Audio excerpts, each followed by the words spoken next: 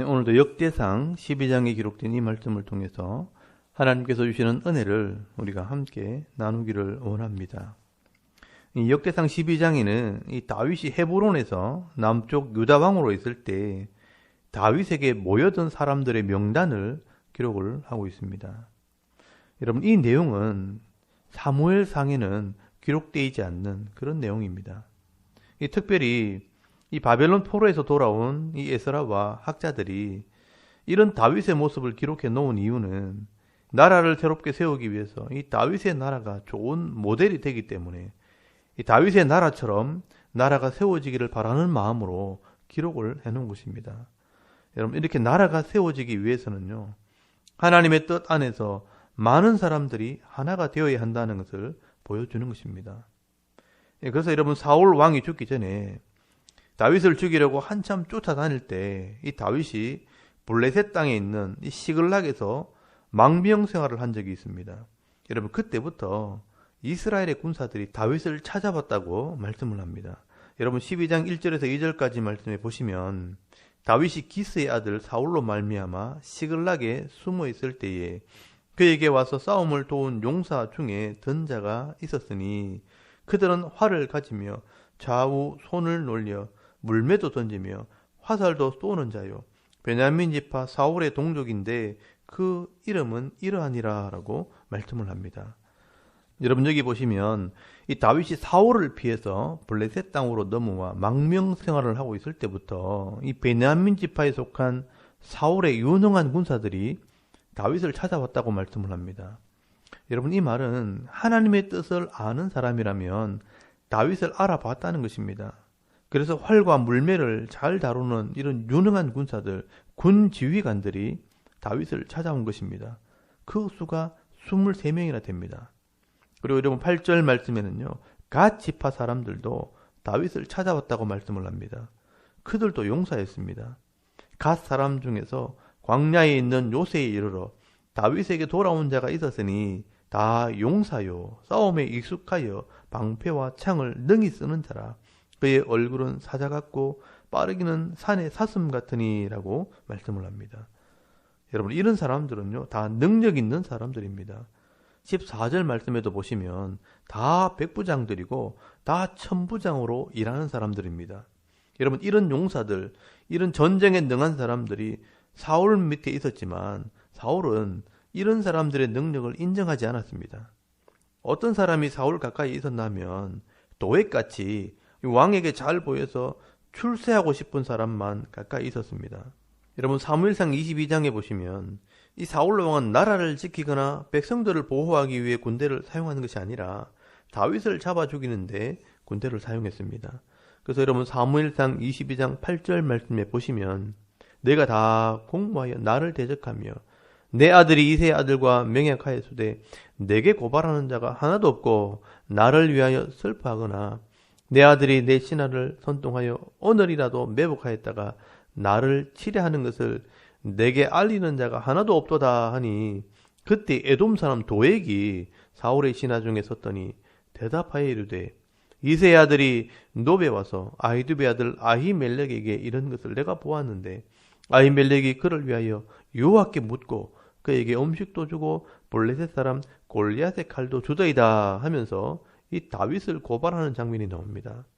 그래서 여러분, 사울은요, 군대를 이끌고 제사장을 찾아가 왜 다윗에게 떡과 칼을 주었느냐고 책망을 하고 이 제사장들을 죽이라고 명령을 하게 됩니다.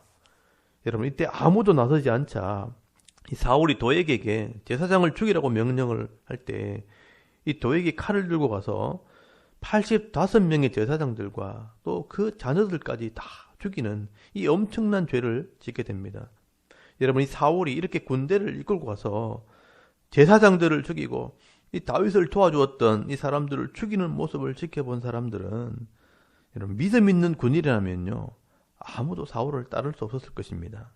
그래서 여러분, 출세옥의 누님은 이 도액 같은 사람을 제외하고 믿음 있는 지휘관들이라면 다 사울을 떠나 다윗을 찾아오게 된 것입니다. 자기의 능력을 가지고 죄를 짓는 데 쓰기보다는 하나님의 나라의 일꾼이 되기를 원한다는 것입니다. 그래서 여러분, 8절 말씀에 이 갓 지파의 군 지휘관들도 다 능력 있는 우두머리들, 지휘관들 11명이 다윗을 찾아온 것입니다. 그리고 16절 말씀에는 베냐민 지파와 유다 지파 지휘관들이 이 다윗을 찾아옵니다. 이때 다윗은 이 베냐민 지파 사람들이 넘어오는 것을 보고 좀 의심을 하게 됩니다. 아니, 사울의 집안 사람들이 왜 나를 찾아왔느냐? 혹시 나를 속이고 나를 배반하기 위해서 왔다면 하나님께서 책망하실 것이라고 말씀을 합니다.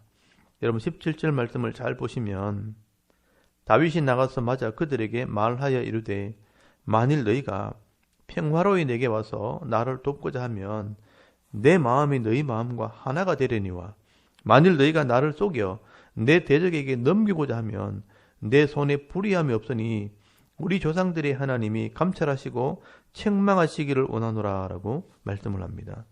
여러분 그때 이 군인들이요 단순히 출세를 바라고 온 것이 아니라 하나님의 감동으로 오게 되었다. 믿음으로 결정했다는 것을 고백을 하는 장면이 나옵니다.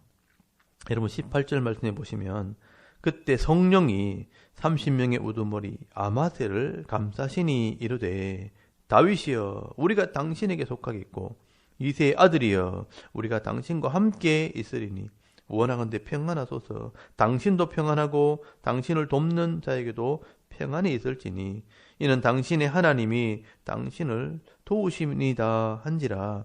다윗이 그들을 받아들여 군대 지휘관을 삼았더라 라고 말씀을 합니다. 여러분 이 베냐민 사람들은요 믿음의 사람들이었습니다. 그래서 여기 성령이 아마새를 감쌌다라고 말씀을 하는 겁니다. 여러분 여기 감쌌다라는 말은 하나님의 영이 옷을 입듯이 이 아마새를 덮었다는 말입니다. 여러분 하나님의 영에 감동되어서 하나님의 뜻을 따라 왔다는 것입니다. 그리고 이 아마새가 고백을 합니다. 하나님께서 당신을 도우시기 때문에 당신도 평안하고 당신을 돕는 우리도 평안하고 다 평안하게 될 것이라고 말씀을 합니다. 그래서 여러분 이 다윗이 이 사람들과 믿음이 하나 되어서 군 지휘관을 삼았다라고 말씀을 합니다.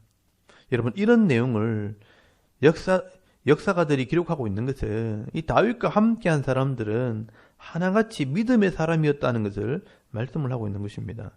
그리고 여러분 19절 말씀에도 이 므낫세의 천부장들이 다윗을 찾아왔다고 말씀을 합니다. 여러분 19절 말씀해 보시면 이 블레셋의 아기스 왕이 사울과 이제 마지막 전쟁을 하기 위해서 다윗도 그 전쟁에 참여하라고 명령을 하게 됩니다. 그런데 여러분 그때 이 블레셋의 장군들이 다윗이 전쟁에 나가는 것을 반대하게 됩니다. 만약 다윗이 이스라엘과의 전쟁에 나갔다가 배반을 하게 되면 우리 목을 칠 것이라고 말하면서 이 다윗을 돌려보내자고 요청을 하는 바람에 다윗은 그냥 시글락으로 돌아오게 됩니다. 사실 여러분 이 전쟁에서 사울이 죽임을 당하게 됩니다. 그리고 이 다윗이 시글락으로 돌아왔을 때 그때 이 므낫세 지파들의 천부장들이 다윗을 찾아왔다는 것입니다. 여러분 20절 말씀해 보시면 다윗이 시글락으로 갈 때 므낫세 지파에서 그에게로 돌아온 자는 아드나와 요사밧과 여디아엘과 미가엘과 요사밧과 엘리후와 실르데인이 다 므낫세의 천부장이라고 말씀을 합니다. 7명이 다 천부장들입니다. 그래서 여러분 다윗은 이미 헤브론에서 유다 지파의 왕으로 있을 때 흩어져 있는 이 군사들이 찾아오는 바람에 큰 군대를 이루게 됩니다. 여러분 22절 말씀해 보시면 그때 사람이 날마다 다윗에게로 돌아와서 돕고자 하며 큰 군대를 이루어 하나님의 군대와 같았더라라고 말씀을 합니다. 여러분 우리 교회와 성도가 이런 사람이 되어야 합니다. 하나님의 말씀대로 살고 하나님께서 함께 하실 때 믿음의 사람들이 모여드는 것입니다. 진리를 사모하고 말씀대로 복을 받게 될 때 이 교회가 하나님께서 함께 하시는 군대와 같이 되는 겁니다. 여러분 이 교회는요 억지로 사람을 모으는 것이 아니라 스스로 찾아오는 것이 교회가 되어야 합니다. 그리고 23절에서 37절까지 말씀에는 이 다윗의 군대의 숫자를 기록해 놓았습니다. 이것은 다윗이 만든 군대가 아니라 하나님께서 허락하신 군대였습니다. 이 다윗이 억지로 모은 사람들이 아니라 믿음으로 하나 된 군대였기 때문에 강력한 군대가 된 것입니다. 그래서 여러분 22절 말씀에 보시면 싸움을 준비한 군대 지휘관들이 헤브론에 이르되 다윗에게로 나와서 여호와의 말씀대로 사울의 나라를 그에게 돌리고자 하였으니 그 수효가 이러하였더라라고 말씀을 합니다. 여러분, 이 다윗의 군대는 욕심으로 모인 것도 아니요, 사람의 뜻을 이루려고 모인 것도 아니요, 하나님의 말씀을 이루려고 모였다라고 말씀을 합니다. 여러분, 그 수효가 24절부터 기록이 되어 있는데요. 12지파와 제사장, 레위인까지 숫자를 다 합치면 약 30만 명이나 됩니다. 정확하게 말하면 33만 9,822명이나 됩니다. 그리고 여러분, 그들이 하나님 앞에서 다 언약을 하고 잔치를 배설하게 됩니다.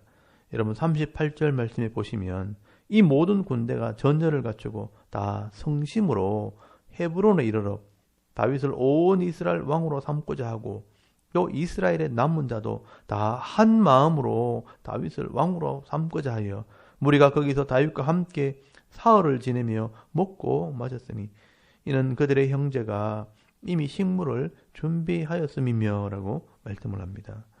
여러분, 여기 다 성심으로 모였다라고 말하는 것은 어떤 사람은 전심으로 또 충성으로 모였다라고 번역을 했는데요. 원래 의미는 레바브 샬롬, 이 평화의 마음으로 모였다라는 뜻입니다. 여러분, 하나님 말씀 안에서 화평하는 마음으로 모여서 한 마음이 되었다라는 뜻입니다. 그래서 여러분, 이 군인들이 모여서 함께 먹고 마셨다.